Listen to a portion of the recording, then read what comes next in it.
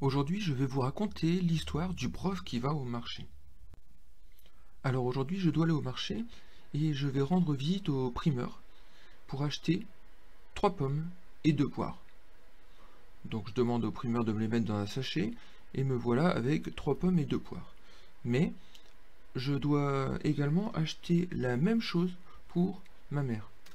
Donc je demande au primeur et il me propose un nouveau sachet avec 3 pommes et 2 poires. Et puis, tant que j'y suis, je vais acheter un sachet identique pour mon frère. Et donc, j'ai un troisième sachet avec 3 pommes et 2 poires. Et puis, j'en achète un également pour ma voisine. J'en achète un pour mon oncle. Et j'en achète un pour un copain. Me voilà donc maintenant avec 6 sachets contenant 3 pommes et 2 poires. Je prends ça à la main, je monte sur mon vélo et je rentre chez moi. Et sur la route, j'aperçois un chien. Mais pas n'importe quel chien, un chien très féroce qui veut absolument m'attaquer. Par peur, je tombe de mon vélo et patatras, tous les fruits sont répandus sur le sol. Question, est-ce que j'ai bien tous les fruits? Alors tu peux compter le nombre de fruits si tu veux, tu peux mettre un petit peu en pause. Et comment fait-on pour savoir si on a le bon compte? Eh bien tout simplement, tout à l'heure, j'avais 6 sachets et dans chaque sachet, il y avait 3 pommes et 2 poires. Donc, l'ensemble de mes fruits doit compter 6 fois 3 pommes, c'est-à-dire 18 pommes, et 6 fois 2 poires, c'est-à-dire 12 poires. Et si tu as bien compté, le compte est bon, tout est bien là. La semaine suivante, je retourne au marché, mais cette fois-ci, je ne dois plus acheter des fruits, je dois acheter des lettres. Et je vais donc chez le marchand de lettres et j'achète 3 lettres X et 2 lettres Y. Je mets tout ça dans un sachet, et puis je dois acheter exactement la même chose pour ma mère. Je dois acheter exactement la même chose pour mon frère. Je dois acheter exactement la même chose pour ma voisine et pour mon oncle.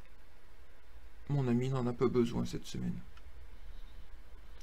Je prends tout ça à la main, je monte sur mon vélo, je repars chez moi et, catastrophe, je rencontre le même chien que la semaine dernière.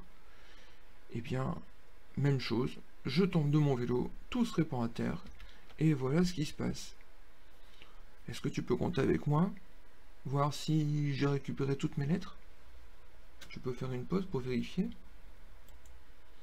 Eh bien, si tu réfléchis, j'avais 5 sachets, dans lesquels il y avait à chaque fois 3 X et 2 Y. Donc il devrait y avoir 5 fois 3 X, c'est-à-dire 15 X. On les a bien à l'écran. Et je devrais avoir 5 fois 2 Y, c'est-à-dire 10 Y. Mais si tu regardes bien, on n'en voit que 9. En fait, le 10e se trouve ici. Il est sorti un petit peu du champ. On voit juste le bout du Y. Donc, j'avais bien 5 sachets avec à chaque fois 3X et 2Y. Je peux modifier un petit peu la représentation de chacun de ces sachets en disant que dans chaque sachet, il y avait 3X plus 2Y. Voici la représentation que je peux donc faire. Mais comme ces 5 sachets sont exactement les mêmes, plutôt que de représenter chacun des sachets, je peux écrire qu'il y avait 5 fois un sachet avec 3X plus 2Y. Et quand j'ouvre tous les sachets et que je éparpille tout, je me suis bien rendu compte qu'il y avait 5 fois 3X plus 5 fois 2Y.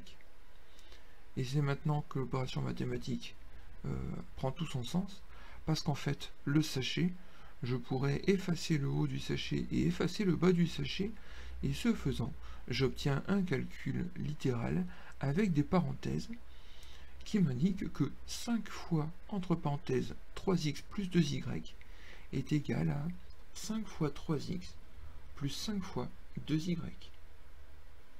Je peux visualiser ceci comme la distribution du nombre 5 au terme 3x et 2y en disant que je distribue le 5 à 3x, ce qui me donne 5 fois 3x, et que je le distribue aussi à 2y, ce qui me donne 5 fois 2y. De façon générale, quels que soient les nombres k, a et b, si j'ai k multiplié par entre parenthèses a plus b, et bien ça me donne k fois a, donc ka plus k fois b, donc kb. Et puis j'ai une autre identité qui ressemble beaucoup à celle-ci, c'est la même mais avec des soustractions. Ça donne le résultat suivant, k facteur de a moins b, ou k fois entre parenthèses a moins b, est égal à ka moins kb. Attention ici, il y a un moins dans la parenthèse, je retrouve donc un moins dans l'expression développée